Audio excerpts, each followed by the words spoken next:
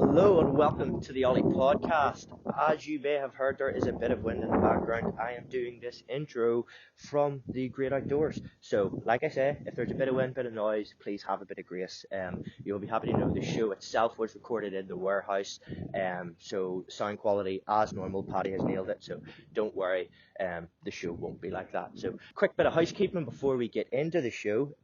We launched our SS20 just under 2 weeks ago, and what a launch it's been. I just wanted to again say thank you so much to everybody who's ordered, everybody who's supported us in that.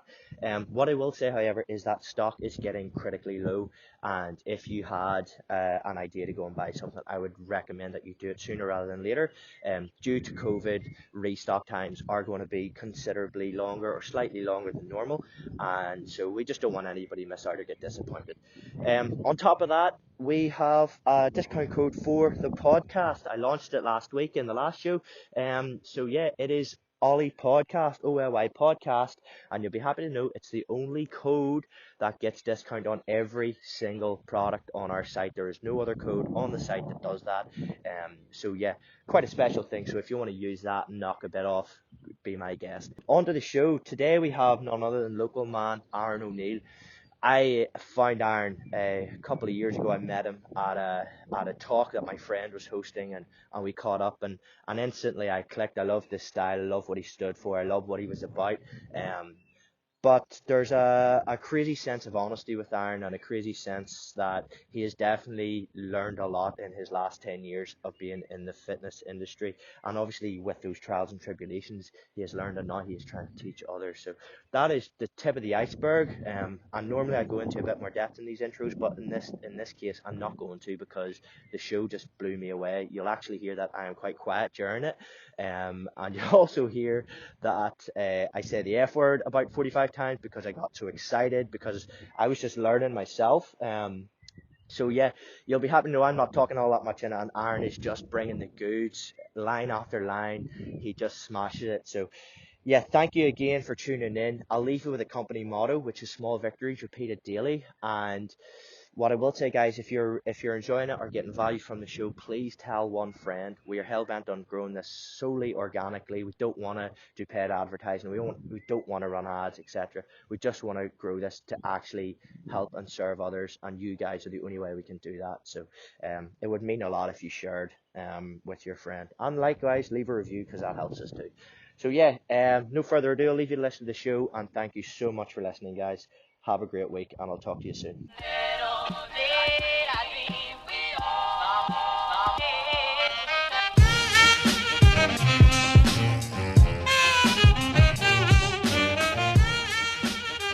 Take it away, mate. Yeah. For those of you who don't know me, my name is Aaron O'Neill. Do I have to look at the camera? Just you can look into my eyes, mate. Yeah. An online coach, part-time personal trainer, but I kind of work under my own brand, AON. And yeah, I basically help people, look and feel incredible without the restrictive lifestyle. So that's from majority on an online basis. So I have clients globally, but also just because I really enjoy the human contact, and it's just interpersonal. There's a different dynamic to it. I do a bit of personal training on the side too. And later this year, I have a couple other business ventures coming up. One of them is AON copy, so basically entering into copywriting, but specifically for the fitness industry.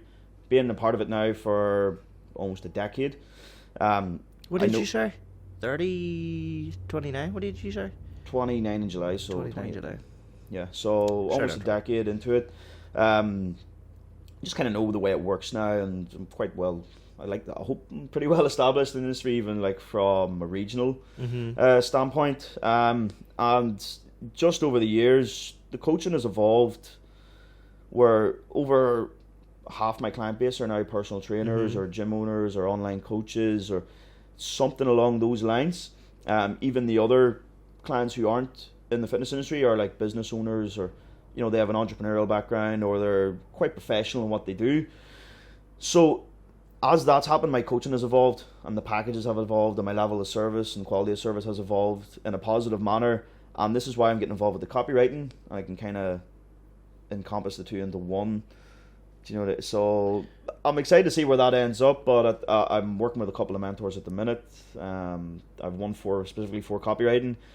and one specifically for, well, fitness business, but business in general as well. And then I'm sure there'll be a couple of other business ventures that I don't want to talk about yet. Mate, that's fucking sick. That's probably the best intro we've ever had. No, so, mate, again, thank you for that. Thank you for coming on.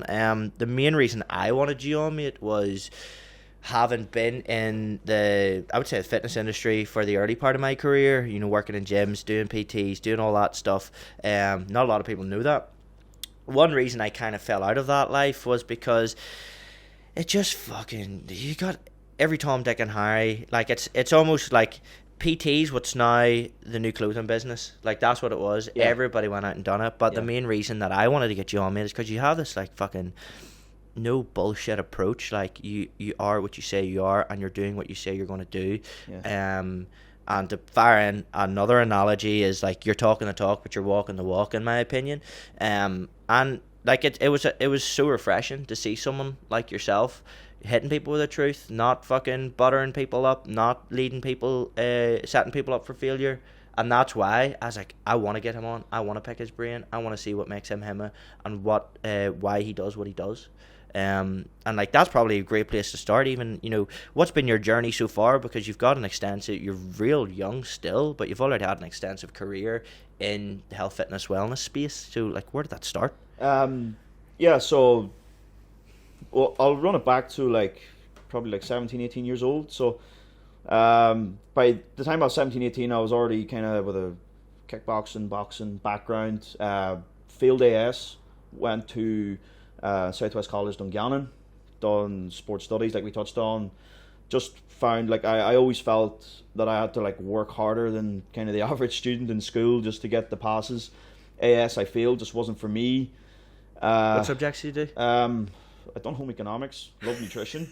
Was the only I'm sorry. I was the only guy in the class. So Aaron's sitting here the size of a brick shit house, and he's fucking doing home ec. I'm sorry. And all, the irony. Go on. Home economics, psychology, biology, and sports studies. Nice. Pretty good mix. They're all kind of intertwined. Probably enjoyed the psychology the most, even though it was the toughest. But I failed AS. They were awesome teachers. Same. But it just wasn't for me. I had a terrible memory. I just didn't enjoy school, man. I wasn't one of the really popular kids. Not that I really cared about that, but I just didn't click. I was quite introverted. Didn't realize it at the time. When you're that age, you're still trying to figure yourself out. You don't know yourself. Big time. You're under a lot of pressure. Were you social when you were younger? I was, with a bit of alcohol, I suppose. But, yep. Probably super insecure. So I tried to blast that with my ego and try and attack that, so trying to be more social, but I didn't. I always liked being quite introverted, but now things are different. We'll cover that probably later, but AS failed, went to Southwest College, sports studies, aced that, triple distinction. Found it actually quite easy in terms of passing. I don't mean that in an arrogant way, but it was coursework. It was no exams. Yeah. So I was like, what? All I have to do is work hard. Mm-hmm. I was like, okay, right. Mm-hmm. I'll just put the work in for 2 years. And the way their system worked is, you could get all distinctions in first year, and you could slack off a bit the second year, which did not at the time. I made that mistake. I'd done that. Went to uni. Went to do sports and exercise science. Met a couple of awesome people there. Still friendly with them now, which is cool. First year, everyone was just like, oh, just get the 40%, fell in with certain groups, which were all cool people, out partying, having fun, whatever else you get up to in university. And then entered second year, it's a different ball game. Just wasn't ready for it. I was probably too immature at the time, and I needed to be taught a lesson. I think life was right. Time to have your first lesson. Bend over. Time to give you your first just went to repeat second year, give it another rattle, and at the same time I got injured with kickboxing. So I'd won a few national titles with kickboxing at the time. I was 58 kg. Had quite an extensive kind of knowledge, don't get me wrong, with nutrition and training by that point, because I was really into that, but I was still a young dude, and at that age you're still having fun. Yeah, big time. And whatever else. But did you take yourself really serious when you were that age? I tried to, but then my values weren't in line. So I was trying to take myself serious, but then I was worried what everyone else was thinking. Yeah, exactly. So it just was like an internal battle. I relate to that. I got injured with kickboxing, broken wrists, not at the same time, thankfully, which was frustrating at the time. But then I was always into like bodybuilding, and I was like, how do these dudes like get that big? Yeah, I was always like quite nerdy into the science of it. So I just took what I've been learning from the sports science background, the nutrition background, right from when I was like 15, 16 with home economics. I'd done home economics right from first year right through to AS. So I was always really good with food. Started bodybuilding when I was at uni. I knew, now this is something I don't advise people to do. When I repeated second year, I took a gamble. Now I advise people to take gambles sometimes, but I knew it wasn't for me. But I played the system. Sorry, taxpayers, I pay my tax now. But I took the student loans, didn't go to class, and I just used all that, whatever, just to pay the rent and live a bodybuilding lifestyle for like a good solid 9 months. Done a pretty epic transformation on myself. I was my first client, took people for free in Queen's PEC. I wasn't charging them, so Queen's PEC was like a loophole. They were okay with me kind of coaching them. So I literally went from 57 kg to like near 70 kg in like 6 months. That's serious, maybe 9. Bro. That is serious, just took what I applied. Literally trained twice a day, 6 days a week. Didn't go home half the time. Back to my parents' home. Stayed up. Done like literally a bodybuilding diet on a budget. And by the end of the year or end of the 2 semesters, the big dudes or the stronger girls in the PEC were asking me questions, and I was like, "Oh, I could fucking make money off this." I was like, "I could make a career of this." So then I didn't know what I was doing, but I kind of had a hunch. I just followed what I wanted to do, and I remember walking into the living room in the uni house we were in. I lived with guys who were like just gamers and cool guys. One of them was my brother, and I remember I was like, "Oh, I'm leaving uni. I'm going to be a personal trainer. I'm going to start bodybuilding." They all laughed. Oh, bro! If they didn't laugh, would it really be a true startup story? And then guy reached out, and I started personal training. Left uni that April. Was that a nerve? Like, did you have much resistance on that? Because fuck, bro. Yeah, because I was super depressed, and I was in 30 grand of debt from university. I had no money, nothing. Like I literally had, but then I had nothing to lose. My back was against the wall, exactly. So. When a dog's against the wall, when you beat a dog down, it's either going to lie down or bite back. Fucking so I bit back. Like I was like, fuck this, I'm going to go for it. Dude reached out. I'm not naming names with who he was involved with because it's not. I don't want to get into that. And worked in the gym for a good few years. That was awesome. Was making good money, but then there had to be more. I was like, I can't just do. I was doing 70 hours on the gym floor sometimes. I was doing 50. I was doing 60. I was doing 40.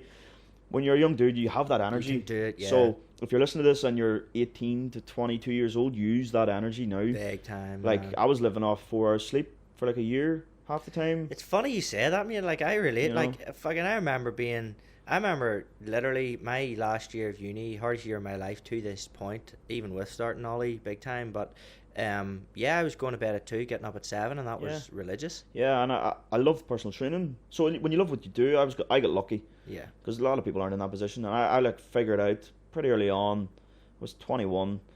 I love what I do, and I was able to like train twice a day. I was able to coach clients all day. It was, I was getting paid for it well, and kind of just built myself from there.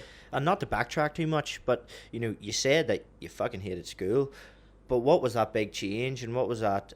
What do you think the difference was? Well, let me rephrase, ask a better question here.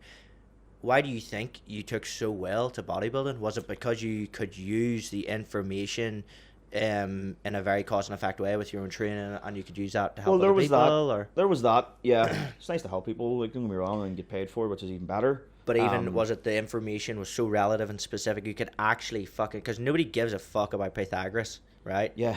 But if you know protein synthesis and what that happens, and how you can help someone, is that a big an indicator that it was, the right way? But then I bloody just loved training. Really? I loved putting myself through the mill. I still do. Even last night training, I was like love this shit. Near sick. Just the adrenaline after the session, I was just still like feeling like sick. Must have been some good pre-workout, bro. It was pretty strong, yeah. You got 2 scoops this time. Not only one, and the stuff is strong. But I just love hard work, man. I just was always with that, and then I worked in that gym for a good 3 years, almost 4 years, and we kind of cut ties. You know, I just felt that I had maybe, not to sound arrogant, but maybe outgrown the gym's brand, because my name was getting bigger than and I had people telling me that all the time, but I was like, nah. I kept brushing it aside. Yeah, but then the more I heard it, and I was like, how long? I'd done the math, and I was working, and then I moved gym. Dude, didn't take it so well. We're cool now. Just things happen. One thing I learned off that was never involve emotion with business. Yeah. Because, well, humans are emotional, impulsive creatures. Big time. So never, it's like writing an angry email. Write the email in your notes, never send it. Oh, boys. Right? That's a good tip, by the way. You should have told me that when I was younger, mate. Yeah, it works wonders. But moved to a gym in the town instead. Worked well out of there. And then just kind of felt I just moved online. But this is this is from like 21 to like 27. Do you know what? One really big question I wanted to ask you. At what point were you like, shit? Like, I know there was that period at uni when you're like, right, I'm going to be a PT. But like, there was surely a point where you were like, right, I'm taking it serious. This is going to be in my life.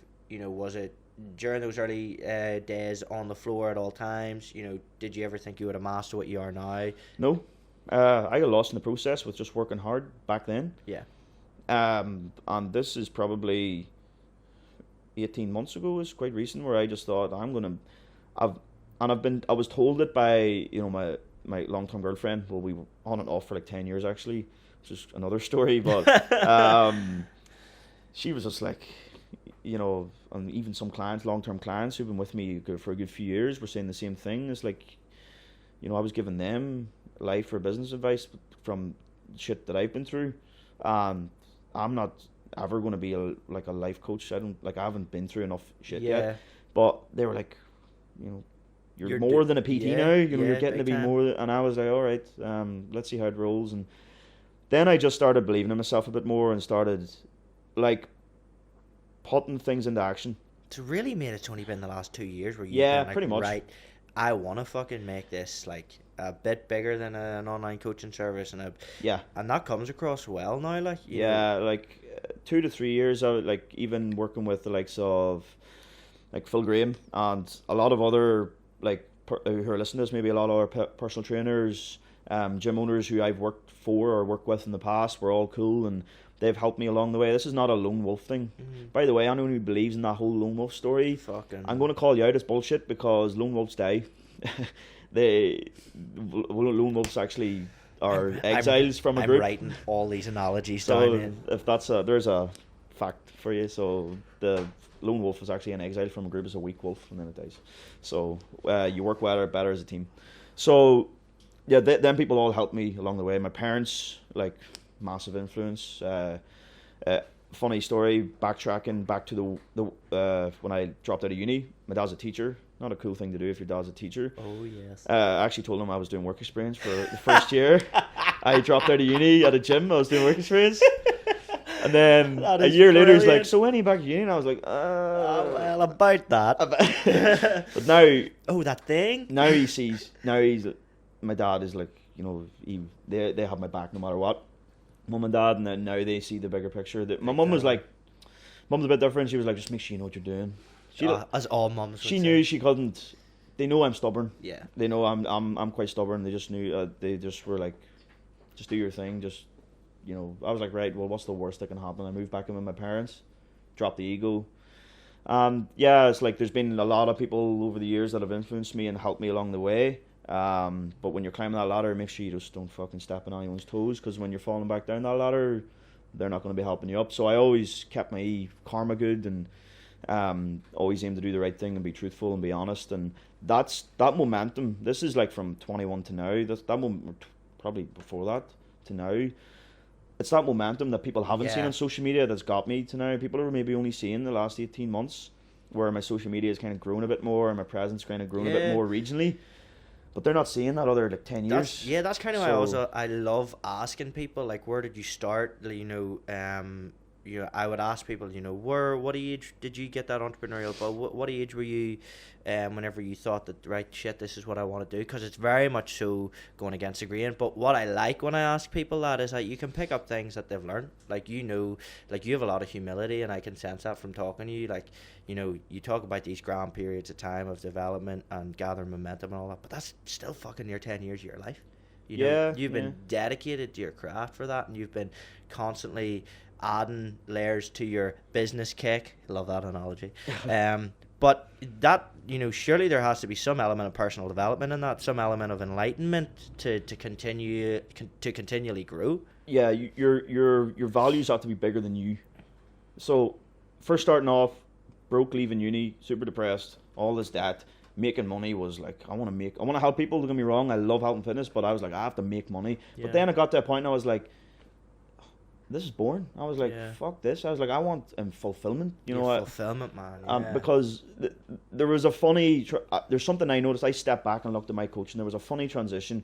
I had young guys coming to me, fit and healthy, wanted to get lean for photo shoots, do whatever, no money. I had older guys and girls coming to me, all the wealth, lost the health in the process of gaining the wealth. So I was like, where's this axe? Where do they meet? Where's this crossroads at? And I was like, I don't want to hit that crossroads. I want to create something where I'm adding value to people. It's solving a lot of their problems, but I'm also living a fulfilling life where I'm happy and where I can have the freedom to do what I want, and keep adding value and keep growing as a person and growing as a brand or whatever else it is. And I'm gonna jump in on that. Sorry, Aaron. Like, it's money is an exact byproduct of delivering a service where you feel like you're helping or fulfilling. Yeah. And I think a lot of people really misconcept that. They have a negative output on money. Money's energy. Money flows 100%. to money. It's a ways and means. It's a ways and means. So if you're listening to this and you're a business owner, the amount of money you have in your bank now, or the amount of sales you're getting or turnover, is a direct result of the amount of people you've helped. Mm-hmm. So if you want to make more money, help more people, add more value. And that might mean help more people for free. Do free content. I hope Graham, are you listening to this? So money's just energy, and money doesn't change people, money reveals people. So you need to make sure your values are in the right place to start. And I'm not a 7-figure fucking guru here. I'm just speaking from what I've seen. I've seen people fuck up, and a smart guy or girl, whatever way you want to put this, learns from the mistakes. But a smarter person learns from other people's mistakes. They don't have to make them mistakes in the first place. Yeah, this is why you have mentors. There's shortcuts. I think that's wisdom for me, it's like self-awareness and, being aware of things like that. It's the exact same thing though, like people, like, especially if you're at a stage where you can't start a business, like you can read a book and you can literally, people don't realize, reading a book is, you're not going on and you're like enlightened, you're literally learning lessons that someone has learned the hard way, and you're able to leapfrog that. Years and years of doing something the wrong way, years and years of getting it wrong, maybe losing money, treating people wrong, whatever it may be. Like, that's again another strength of doing that. You gotta be ruthless with your time. Like, people, like, I don't, like, waste money if you want. I don't. Can I put in a story about this? Who? A story. Like, first time I ever tried to ring Aaron, he sent me a fucking link. He's like, yeah, bro, there's my phone call calendar. Hit me up. And I hit him with a joke. I was like, bro, does your mum have to schedule in a call with you just to get a conversation? But sorry, I just thought of that. I actually forgot about that. Oh, fuck. That's just a habit. I don't see it as a negative thing. As soon as you sent me that, I was like, right, this boy means business. Like, he values his time. He knows what his time's worth. Yeah, because even I look back, your environment dictates your performance, and what people say, show me your friends, I'll show you your future. So when I walked in here, I knew you guys were fucking doing well. You are working hard, and you are in it for the right reasons, and you are a good group. Where, like, I remember the people I used to hang about with, cool guys, awesome, like, but not for me. Yeah. Where I wanted to be, where I want to see myself, or even where I want to see other people when I'm long gone. I want to leave something where when I'm dead, that there's like something left where people can maybe have a job out of still, or can we park the bus on that, because Yeah. that's something that I know, and again I'm probably being a bit self-serving here, but that's something that I'm struggling with, not necessarily right now. I think I'm slightly getting over the hill of it, but it was moving away, you know, because I'm at that age now, and a lot of people listening will be, where, you know, your friends are still, you think your friends are the guys you went to school with, and they are, don't get me wrong, you know, they're people that you've done your social years with, you've done your first beers, first girlfriend, first lads holiday. You'll never forget that. For sure, but it's like, I felt really uncomfortable moving away from that. Like now, my friendship group, like, I literally have on a list 6 people that I want to invest my time in this year. That is so, it's that specific. Yeah. And there's one of them were my not childhood friends, but my friend from school. Only one. And that worried me. I was like, holy fuck, I'm going to lose my friend. Like, how did you deal with that? I don't talk to any of the people that are in my school. Like, well, I wouldn't say I talk to people from school. Say hello. I'm even referring, a like, few you of them know, have been clients. Yeah, but I'm even referring to the guys that, you know, you went to uni with, you know, those dudes. Shout out to Garth McLean. Garth, he's in uni with me. A few other guys who are gym owners, and they're doing awesome now.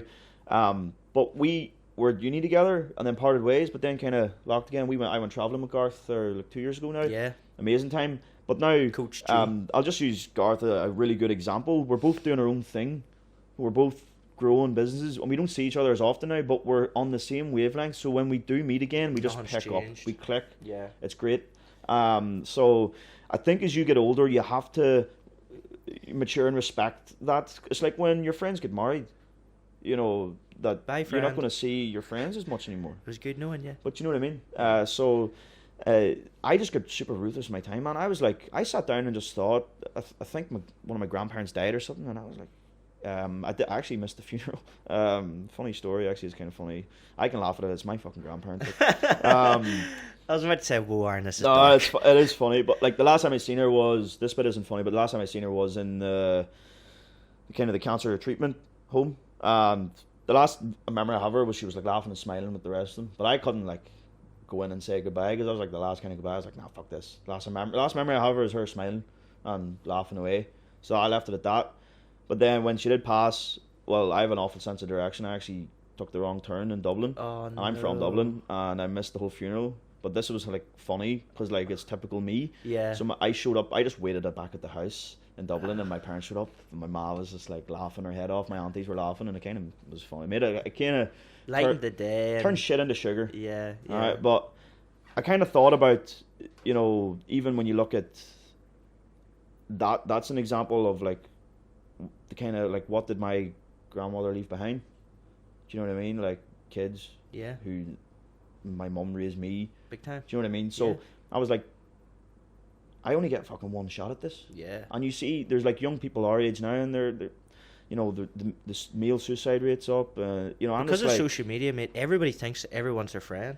Yeah. You know, because you follow me, that automatically, nah, that's not the way it is. Me. Yeah. You know, it's actually one of my good friends deleted her Instagram and Facebook. She said that, like, and we've actually included this in another podcast, but the example is so relative, is that like she went to a wedding and she was talking to this dude and she was like, yo, what have you been at? She already fucking knew what he was doing because she had seen on his Instagram that he had 2 weddings, he had done traveling. And she was like, all these, you know, relationships and friendships, like, they're so superficial. Yeah. And, you got to take a step back. And kind of the point I was getting to, you have to be really ruthless with your time. Like, you don't get a respawn. You don't get to do this again. Like, I think that's a really good perspective people on it. People take this for granted. Like, the fact that we're sitting here right now, we're recording memories that we can watch back and add value to our people's... Like...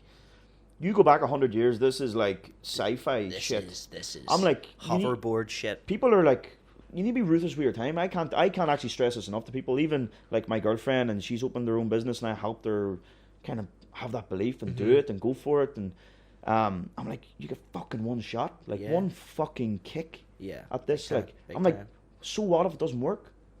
I was so fucking what? Who cares? Yeah. Everyone else is worrying about their own problems.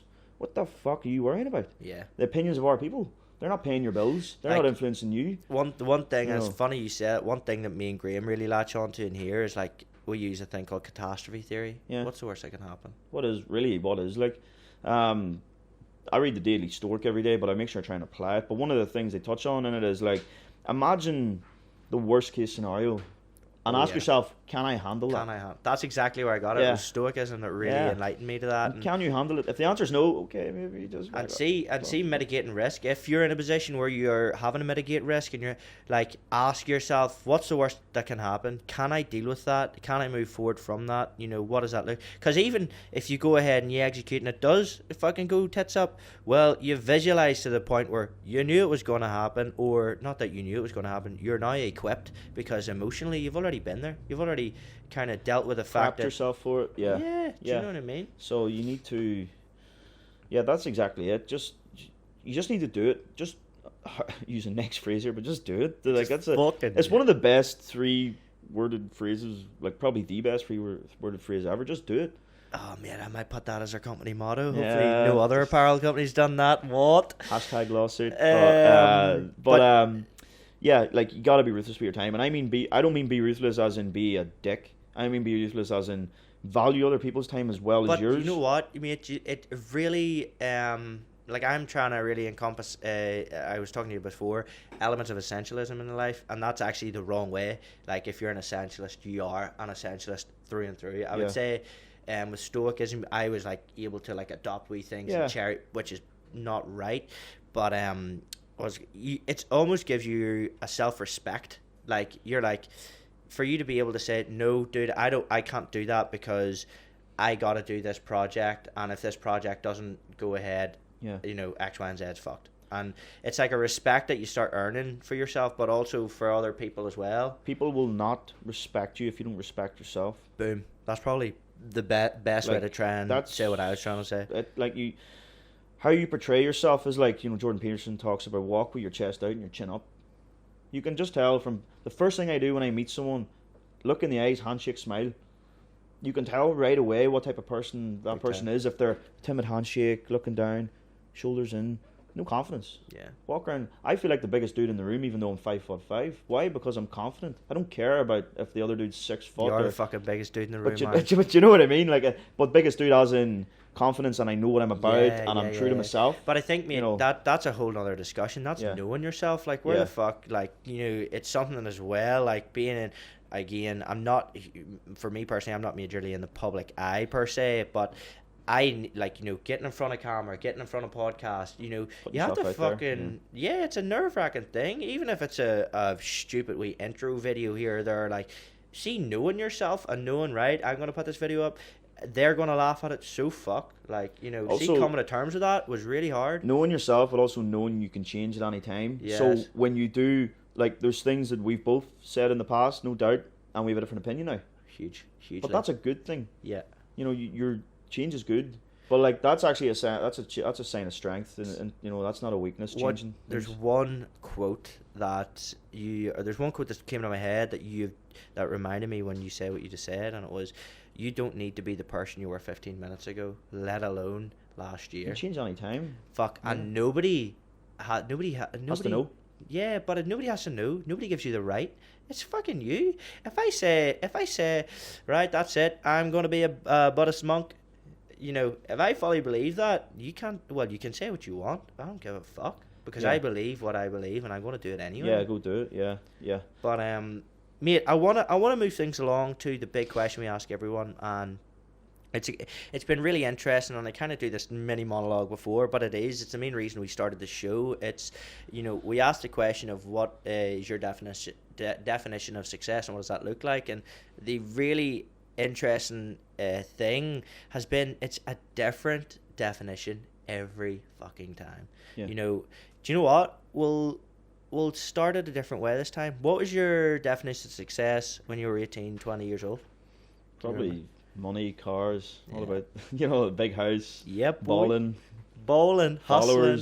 You know, like superficial shit. Yeah. Which was probably majority of young people's definition of success. That's kind of why. Exactly what you've said is why we wanted to start this, because, you know, if we can hit someone who's at that 18 to 22 age group right now, and they're starting out and they're thinking that is their definition of success, like, I want to be the person, with this podcast that we show them. I want to be with this podcast we show them or save them 2 years, 3 years of getting it wrong, because it's like, if that's what's motivating you, you will give up after 3 to 6 months, guaranteed. Yeah, money isn't everything, but everyone wants to find out for themselves first. Big time. You know what I mean? So. But yeah, mate, that brings us in nicely. Like, what is, and I always ask people to be succinct as well, word for word, what is your definition of success? Living life in line with your values, whatever that may be, and being truthful to yourself first and foremost. So that could be being the best father in the world, best family man. That could be creating like a massive business. It could be all those things though. It's like when people talk about they want to make money, right? Let's just use money as an example, because everyone associates success with money. Mm-hmm. Okay, but it's partly true, but not completely true. You don't want to be a millionaire. You want the lifestyle of a millionaire, and you don't need that much money to have that lifestyle. You really want the freedom. Yeah, I think people really don't realize the amount of money you can have financial freedom on, and life freedom on as well. Probably, like, if you live within your means. Sure. I know some miserable rich people. I know some happy as fuck people who don't make that much money. Why? Because their values are all in line, and they know what they want, and they live true to that. They live true to themselves. So you kind of do something that's bigger than you. You're here to. You're not here just to serve yourself. You're here to serve people, and when you serve people, then you'll figure out what you're here for. Like, it could be to solve world hunger. I don't cure cancer. It could be just to be the best dad ever, the best husband. Create a small business that serves your town. I like your definition, mate, because it is relative. Yeah.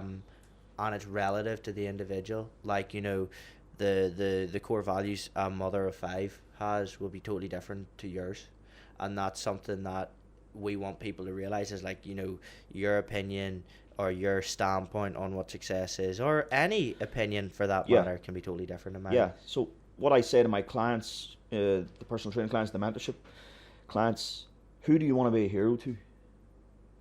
That's a big statement as well. Who do you want to be a hero to? I just ask, like, who, and then majority of them are female, and I'm like, I'll give an example of one of the girls. She's a young girl. She's 20 years old, and I'm like, who do you want to be a hero to? And she didn't know how to answer that, and I was like, well, is it dudes? No. Or is it girls? Yeah. I was like, young girls, old girls, mums?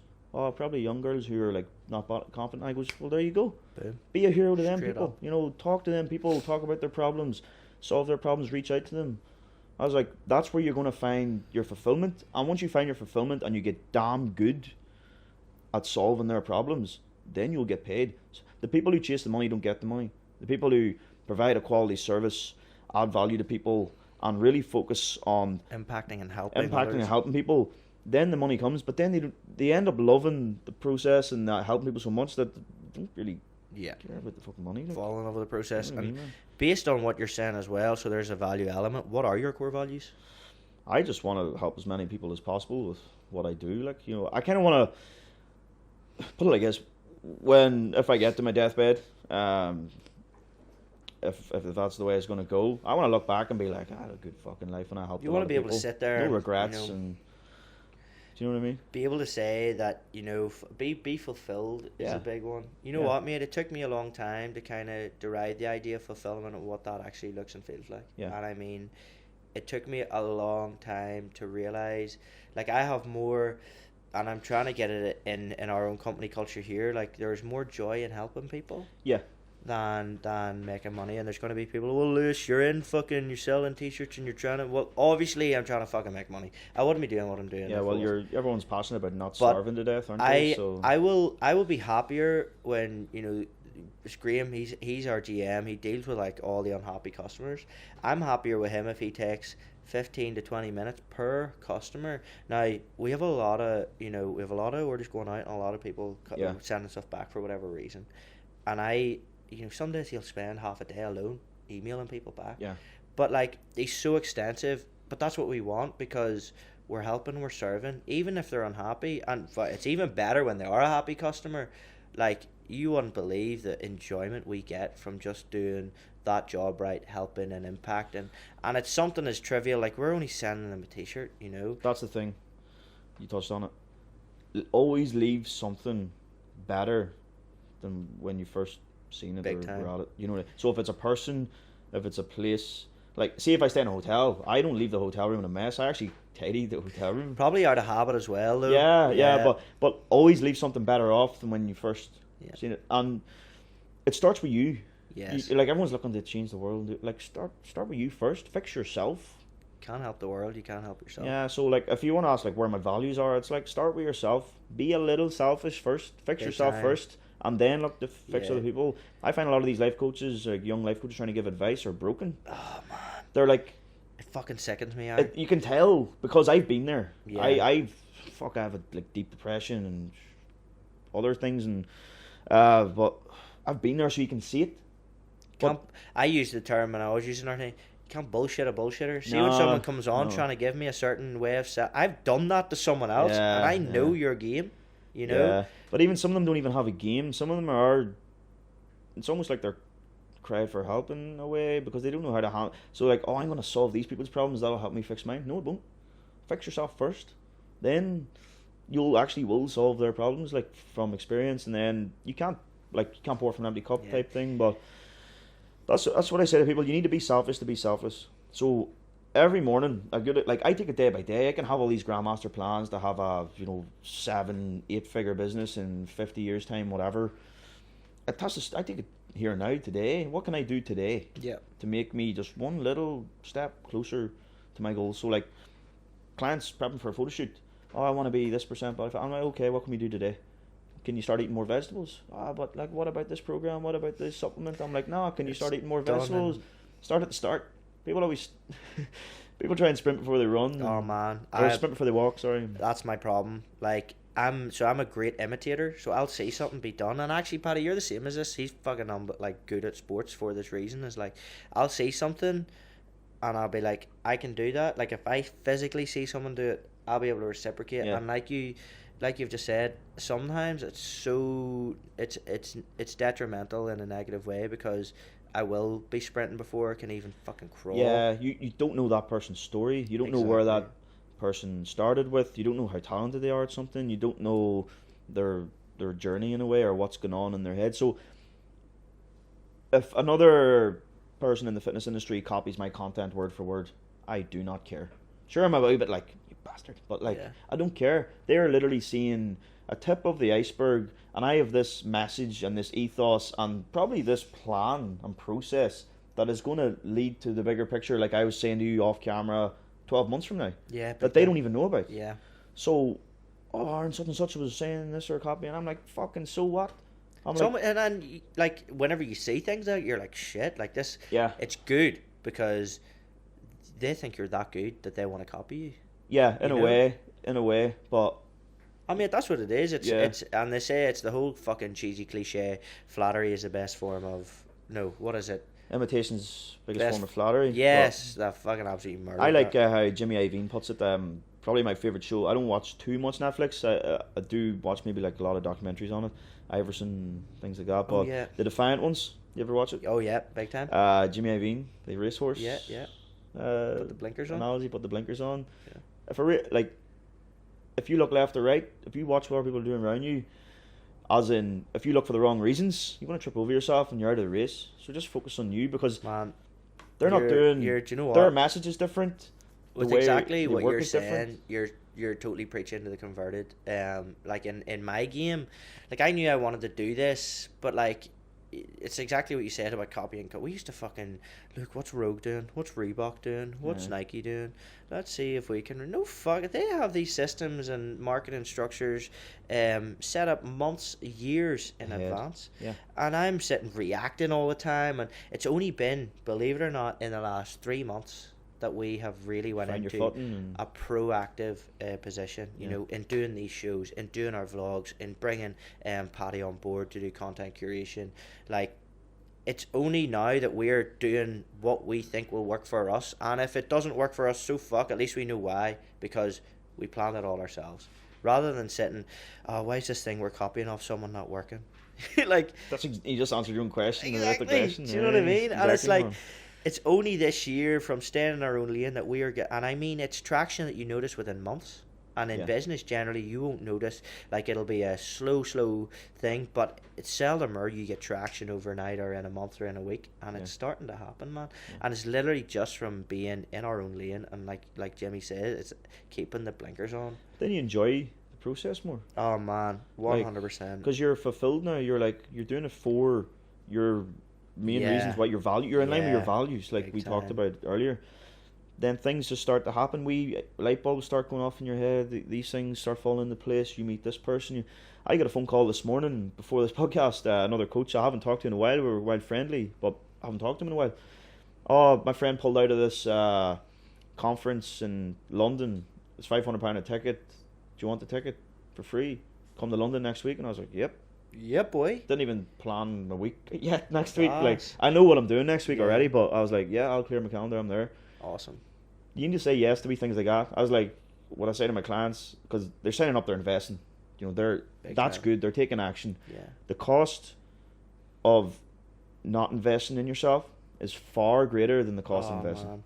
Man, like, yeah, 100%. So that's why I said yes to that this morning without hesitation. I was like, yeah, I'm there. I'll clear my calendar. Let's go. I'm not really interested in the conference too much. It'll be pretty cool, I'm sure. But even like the people we bump into, get some downtime in there. I'm trying to every quarter now take a 3 or 4 days to myself or with a girlfriend and like do no work. Like literally maybe do a minimal. I can't go a day without. Yeah, do you struggle with that? Because I was going to say I struggle with that. Switching off. I've just accepted the fact that I don't switch off now and just roll with it because I enjoy what I do. Full tank of super and an open road switches me off a bit. Playing some COD, believe it or not, switches me off a bit. Training in a way does. I like having that primal adrenaline. You need something primal to, like you do the rock climbing. Big timing. You need that primal connection. But all those things give me adrenaline. They don't actually switch me off in a way. They take my mind off business, but they're still problem solving things. Because you're so busy, do you struggle with being present? No, because I'm very particular with time management, so I'm always focused on what I'm doing at that time.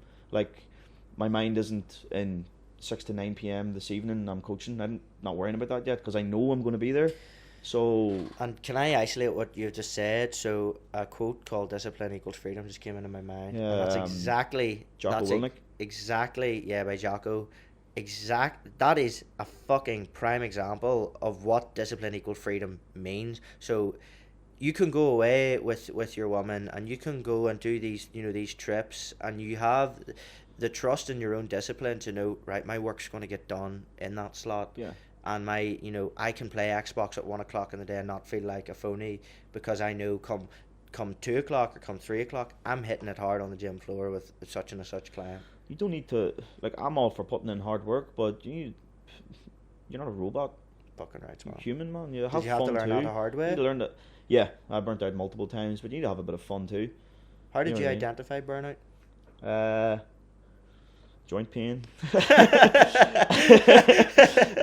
Like just burnt out, man. I was like no motivation. Started disliking coaching. Yeah, and then I was like, okay, let's.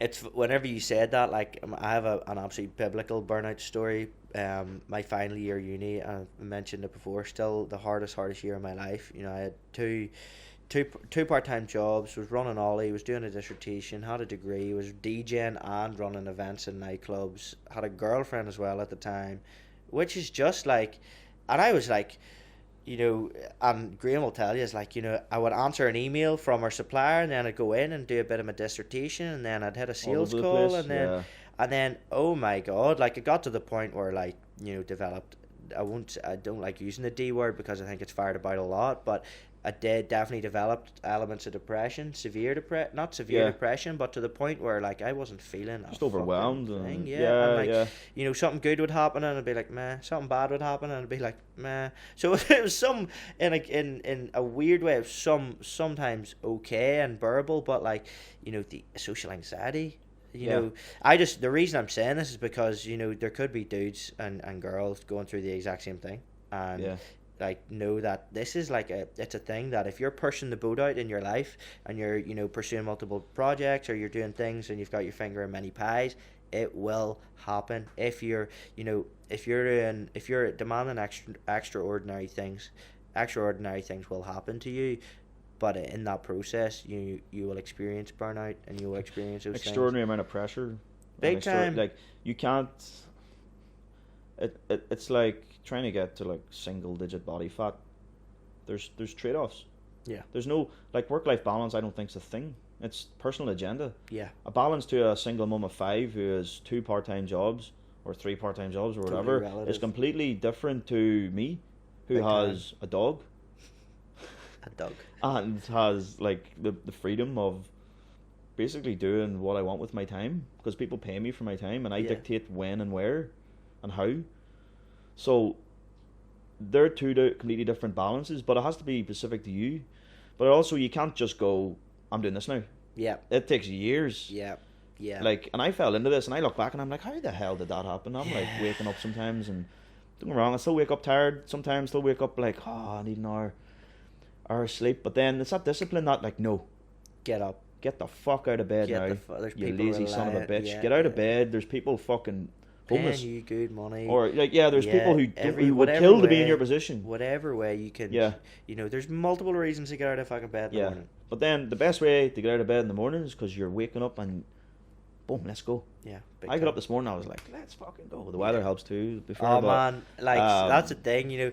All it takes is for me to have a great day is the sun to be out now. Yeah. That's how like the level of gratitude that I'm like putting out, you know. Like, see if we have a shit day, I write in my journal, I'm grateful that happened. Also, this is why it's important to have fun too. Because you need time off, you need to have fun. You can't be a workaholic. You know what I mean? So this is why you know, I'm not into like shiny objects and everything else. It's nice to have nice things, don't get me wrong, everyone has their own things, but make sure, number one, they're in line with your values, and the fun you have is in line with your values. So don't go banging hookers and sniffing coke, because it's not in line with your values. Yeah, big time. I agree with unless you're like fucking Dan Bilzerian, who actually, do you know what? He is not like that. He's not like that. Probably not. Like, he's just a smart dude. I mean, he's a smart dude. You want to be in line with your values, you know. So if your values are about health and fitness, don't do that. Yeah. Fucking, if you want some downtime, go Thailand, go to one of them Muay Thai camps, or go to a weekend away and relax and talk about your mindfulness. Don't talk about mindfulness, but then drink yourself into depression for the next partying week. Yeah, it doesn't make sense to me. I'm like, I think that's a really good example. That's a really good example of actually delivering on what it is to align yourself with your values. Is like practice what you preach. Practice what you preach, man. Walk the walk as well as talk. Because then you never step over your own feet with what you're talking about. Yeah, I have a terrible memory, so I can't lie. I'm honest with everything, so I don't have to remember whatever I say because I'm honest. Yeah. And this is a great thing. Oh, I remember that time you said. I'm like, I don't, but I agree with it. Sweet. I remember what I said. I agree with what I said, but I don't remember saying it. That's crazy. So, and then talking emotively, and like, people never really remember what you say. People just remember how you made them feel. Yeah, I get that. I totally get that. You know, I can't remember what I said last week with my content. I can remember what I posted 2 days ago with my content. I love that, man. You know, I have a terrible memory. Like, it's because I don't switch off, so I'm always having to like put stuff in. iPhone is the best thing that ever happened to me in terms of like an organizer.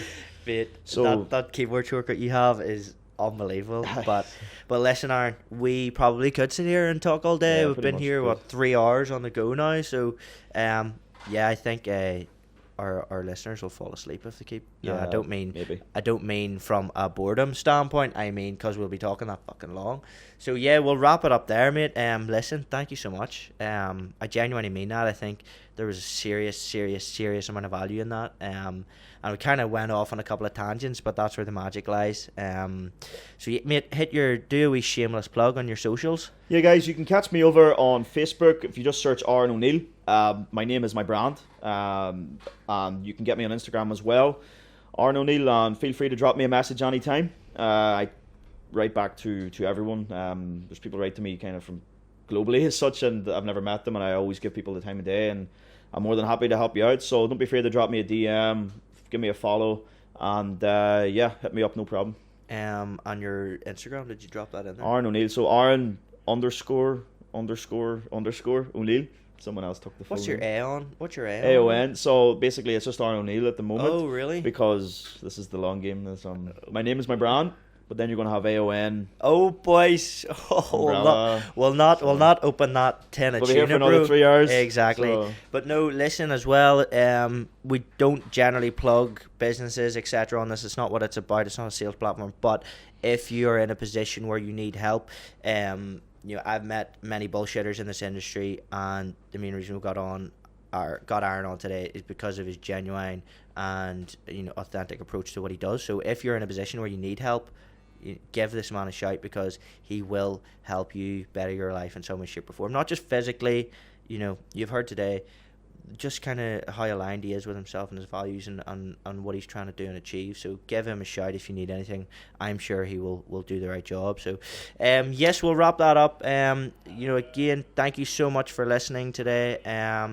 Thank you so much for the time. And the fee is that if you enjoyed it today, guys, all I ask is that you ask one friend to listen. If you think that this show could benefit anyone that you know in any way, fucking send it to them. Copy and paste the link. I mean, we'll be getting this up on Spotify, etc. It's easier than ever to do it, so fucking just do it for us. Thank you. And leave this man a review. Leave a review as well. Hit us up on a review and give us feedback as well. Yeah, we'll leave it with the company motto, which is small victories repeated daily. If you apply this to your life, you will see change in some way, shape or form in a positive way. So thank you guys, and we'll talk to you soon.